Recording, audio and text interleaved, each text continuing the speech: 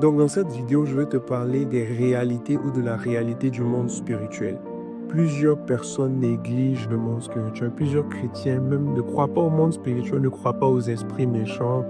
Et c'est dangereux parce que au-delà du monde physique dans lequel on vit, au-delà de ce qu'on mange, au-delà de ce qu'on voit, il y a un monde qu'on appelle le monde invisible. Donc on parle du monde spirituel, on parle du monde invisible, on parle du monde des esprits, on parle aussi du monde des ténèbres. Tout ça, ce sont des mondes, mais on ne voit pas avec les yeux. Ça fait partie du monde spirituel. Donc quand on parle du spirituel, on parle de l'esprit, on parle de ce qu'on ne peut pas toucher avec la main. Et la Bible nous enseigne les réalités du monde spirituel. C'est vrai qu'on n'a pas d'enseignement clair, précis du monde spirituel, mais on peut interpréter au travers des livres de la Bible, au travers de la Genèse jusqu'à l'Apocalypse, on peut interpréter au travers des livres certaines réalités spirituelles, certaines réalités qui nous montrent qu'effectivement, il y a des entités qu'on ne voit pas avec les yeux, il y a des esprits, donc il y a un monde invisible. Et il est important de comprendre, de connaître les réalités de ce monde-là pour être efficace dans la prière, pour être efficace lorsqu'on s'approche du Seigneur. Et dans cette vidéo, je vais te parler du monde spirituel. Donc d'abord, je vais te montrer que le monde, dans cette vidéo, je vais me focaliser sur ce point-là, c'est qu'il y a réellement un monde spirituel qui existe. Et la Bible nous parle du monde invisible qui est le monde spirituel.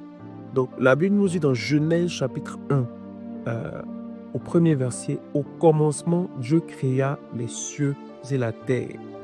Verset 2, il dit, la terre était informe et vide, et il y avait des ténèbres à la surface de l'abîme, et l'Esprit de Dieu se mouvait au-dessus des eaux. Il continue en disant, Dieu dit que la lumière soit, et la lumière fut.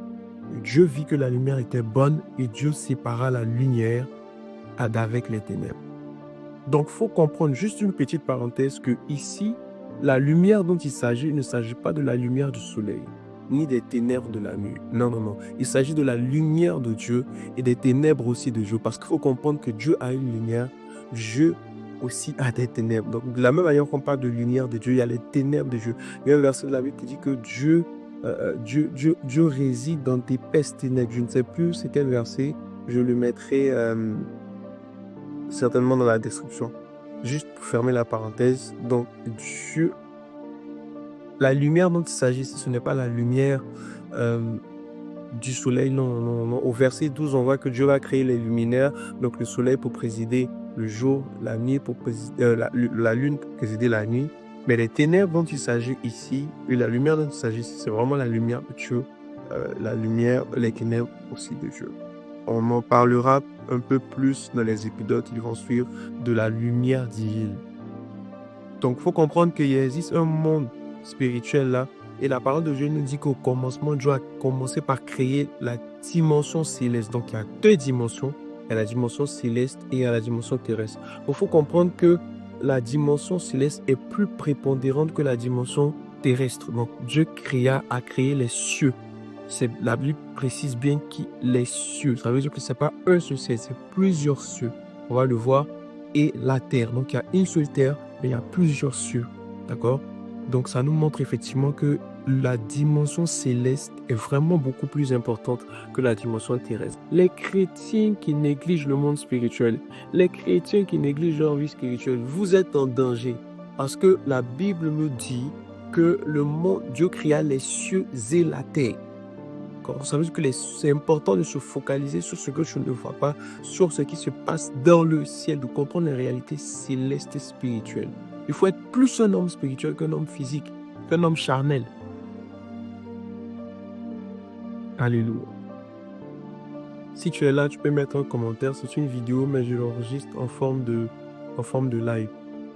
Donc, premièrement, avant de rentrer encore plus en détail, il faut comprendre que Dieu est le créateur incréé. C'est-à-dire que Dieu, il n'habite pas dans le ciel, il n'habite pas dans la terre. Donc, il faut comprendre que la création ou le commencement, en fait, dont il s'agit ici, désigne le début de la création. Donc, quand on dit au commencement Dieu, quand on parle du commencement, c'est le début de la création. Donc, Dieu ne fait pas partie de la création. Dieu ne fait pas partie du commencement. Dieu est en dehors du commencement. Au commencement, Dieu. Donc, il n'y avait pas encore de de création. Donc, au commencement, Dieu créa. La Bible dit dans Psaume 90, verset 2, que avant que les montagnes soient nées, que tu aies donné un commencement à la terre et au monde, d'éternité en éternité, tu es Dieu. Donc, Dieu est éternel. Il est le créateur incréé. Il existe éternellement. La Bible nous dit qu'il s'appelle Je suis. Donc, il ne fait pas... Si on veut être... généralement, on a tendance à limiter Dieu au ciel, à dire que Dieu habite dans les cieux. Mais si on veut être rigoureux, si on veut être sérieux dans cette compréhension-là, en fait, dans 1 Timothée chapitre 6, verset 16, la Bible dit que Dieu habite une lumière inaccessible. Donc, en réalité, Dieu habite dans la lumière, dans une lumière. Il est lumière, mais il n'habite pas dans les cieux en réalité. Il habite une lumière inaccessible. Donc, il faut comprendre aussi une petite révélation, pour ne pas dire une autre parenthèse, que lorsqu'on est enfant de Dieu, la Bible nous dit qu'on est appelé des enfants de lumière. Et ce n'est pas pour ne rien qu'on est des enfants de lumière, parce que, en fait, il faut comprendre que lorsqu'on a accepté Jésus-Christ, le Seigneur, en fait, par le sacrifice de Jésus-Christ, on a été introduit, d'accord? La Bible dit que nous sommes assis avec Christ, d'accord? Et Christ est assis à la droite de Dieu le Père. Donc, c'est-à-dire que Christ, lorsqu'il est monté, lorsqu'il a rejoint le Père, il a été couronné, il s'est assis sur son trône de gloire, il était à la droite de Dieu le Père. Donc, il faut comprendre que Jésus est vraiment monté dans cette dimension-là où il a rejoint le Père.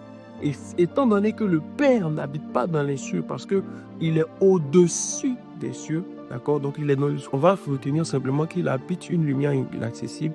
Jésus aussi est monté. Donc, nous sommes rentrés dans cette dimension-là, dans cette grâce-là, où nous sommes devenus des enfants de lumière. Pourquoi nous sommes devenus des enfants de lumière? Parce que Christ nous a introduits dans la lumière de Dieu, d'accord? Je ne sais pas si vous me suivez. On ne va pas rentrer dans beaucoup de détails. C'est vraiment des enseignements profonds, c'est vraiment des révélations profondes. On ne va vraiment pas rentrer dans d'immenses détails. Plusieurs personnes peuvent avoir des pensées, des raisonnements différents, mais je vais vraiment rester très proche de ce que la Bible dit, très proche de ce que la parole de Dieu dit, parce qu'au-delà de tout ce tout ce que je suis en train de partager, je partage d'abord la parole de Dieu, pas mes propres pensées. Je partage les révélations que j'ai eues. Donc, les révélations que je partage restent de la compréhension que j'ai reçue de l'Esprit.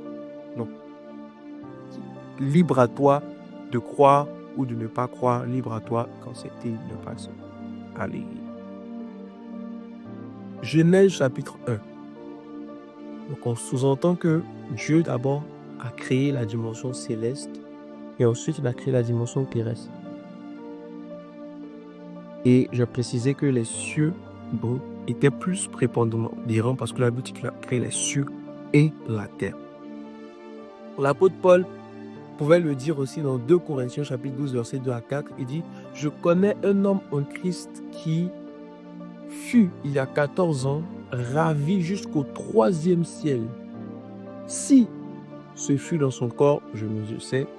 Si ce fut hors de son corps, je ne sais, Dieu le sait. » Donc, il faut comprendre ici qu'il y a une expression 3e ciel. Donc, ça peut parler des cieux, qu'on parle des cieux. Donc, ça implique qu'il y a un premier et un deuxième ciel. Effectivement, la Bible nous parle de 3 cieux. En partant du plus bas. En fait, il faut comprendre que ce texte-là, il est important, mais certaines personnes disent que cette personne-là qui est montée au 3e ciel, c'était l'apôtre Paul lui-même. Mais par humilité, il a dit que quelqu'un est monté au ciel, en fait, à cause de sa relation avec Dieu. D'accord? Donc, il a dit quelqu'un, mais en réalité, certains théologiens disent que c'est l'apôtre Paul lui-même. Donc, les 3 dimensions, ne pas dire les 3 sur le premier ciel, donc dans une compréhension vraiment basée, c'est l'atmosphère qui nous environne. Ce sont les cieux de la terre. Le deuxième ciel, donc généralement quand vous lisez la Bible, quand on parle des prêches de Perse, de la deuxième dimension, de la dimension où les prières de Daniel étaient bloquées, d'accord, on nous parle généralement du deuxième ciel, donc du quartier général du diable et des anges déçus. C'est pas l'enfer. Le 3e ciel, c'est quand on parle du troisième ciel maintenant, c'est le ciel de gloire en fait. C'est la maison qui nous est préparée dans la gloire. Donc c'est la félicité éternelle. C'est là où siège en fait, où les maisons des saints se préparent. C'est là que Dieu nous a préparé une place. On parle du troisième ciel. C'est généralement ces trois facettes là qu'on entend de façon naturelle lorsqu'on parle des trois cieux de la parole de Dieu. Je vais donner plus de détails. Donc pour ceux qui en commentaire, je vais partager un lien d'un document où je vais expliciter avec des versets bibliques tout ce que je suis en train de dire. Donc si jamais vous trouvez qu'il y a quelque chose qui semble pas biblique, s'il vous plaît, ne mettez pas de commentaires ici. Allez lire le livre que je vais faire sortir. Allez lire la documentation. Les versets seront. Donc voilà. Parce que je connais, il y a des gens qui me suivent là. Donc, il y a une réalité, c'est que le monde spirituel existe. L'apôtre Paul continue dans 2 Corinthiens chapitre 4, verset 18. Il dit « Parce que nous ne regardons point aux choses visibles, mais à celles qui sont invisibles. Car les choses visibles sont passagères et les invisibles sont éternelles. » Donc, l'apôtre Paul parlait du fait qu'il regardait aux choses invisibles. Bien-aimé de Dieu, je veux susciter ton attention. Je veux vraiment éveiller ta conscience. Tu dois regarder aux choses invisibles.